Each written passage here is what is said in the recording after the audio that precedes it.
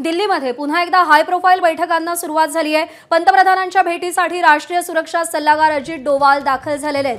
पाकिस्तानवर केलेल्या कारवाईची डोवाल पंतप्रधानांना माहिती देत आहेत। काल रात्री सुद्धा पंतप्रधानांच्या कार्यालयात महत्त्वाच्या बैठका झाल्या। तीनही सेनादलाच्या प्रमुखांची बैठक झाली, संरक्षण मंत्र्यांची बैठक झाली। सीडीएस अनिल चौहान देखील काल रात्रीच्या बैठकीला उपस्थित होते आणि आता राष्ट्रीय सुरक्षा सल्लागार अजित डोवाल दाखल झालेत। आपल्याला माहिती आहे ऑपरेशन सिंदूर हे अजित डोवाल यांच्याच नेतृत्वामध्ये राबवलं जात आहे आणि आता अजित डोवाल आणि पंतप्रधान नरेंद्र मोदींची भेट ही या घडीची अत्यंत महत्त्वाची मानली जाते।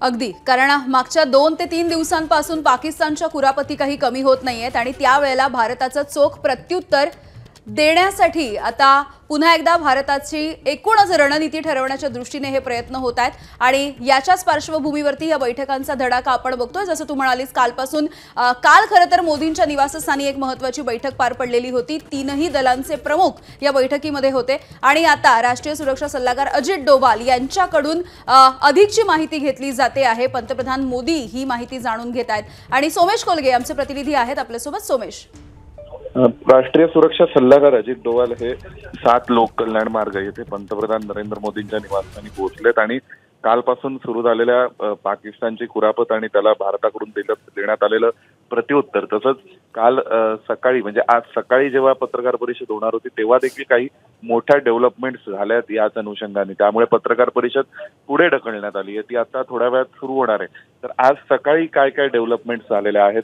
काल रात्रभर काय परिस्थिती होती आणि सध्या ज्या वेगवेगळ्या मीटिंग्स झाल्या त्या मीटिंग्समध्ये काय काय निर्णय घेण्यात आले, या सगळ्यावरती चर्चा करण्यासाठी अजित डोवाल हे पंतप्रधान नरेंद्र मोदींच्या निवासस्थानी आहेत। अगदी धन्यवाद सोमेश माहितीसाठी। एबीपी माझा, उघडा डोळे बघा नीट।